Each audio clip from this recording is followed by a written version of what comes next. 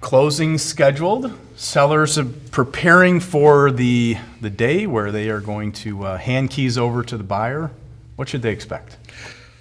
They're going to be doing a lot of things on that day of closing. First of all, is the house cleared out, right? Are we getting keys at the closing? Is there possession after the closing? All that kind of thing. And then what's going to happen at the closing? What do they have to bring to the closing? Well, simple things, right? We need IDs because you're going to be signing documents that are going to be notarized. Someone's got to verify your identification, right? So we've got that.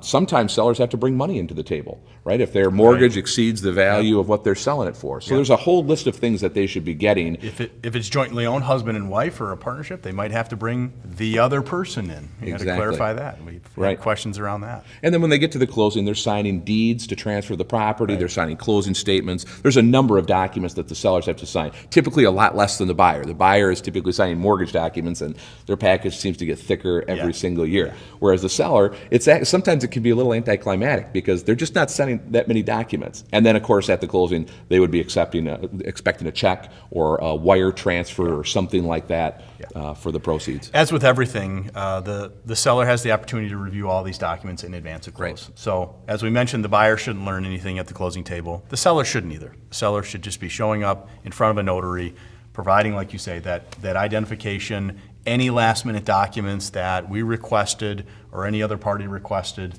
and sign and go with your check and off to life's next chapter. And one of the challenges we're seeing more and more is sellers and buyers aren't always coming to the table at the same time. That's true. So the other thing the seller might want to know is, when is the buyer signing? Right. If the seller walks in and the buyer hasn't showed up to their closing yet, which means they haven't brought their funds in, which means the lender hasn't provided their funds yet, the seller is signing documents and may or may not be walking out of the closing with a check. So all these things have to be considered. The timing of your funding as you're handing the keys, you're basically handing the key documents as the keys and the deed. The question is, what are you getting back? And you're going to be getting back the proceeds and assurances from the title company that they're paying off your mortgage, they're paying the taxes and the like. Yep.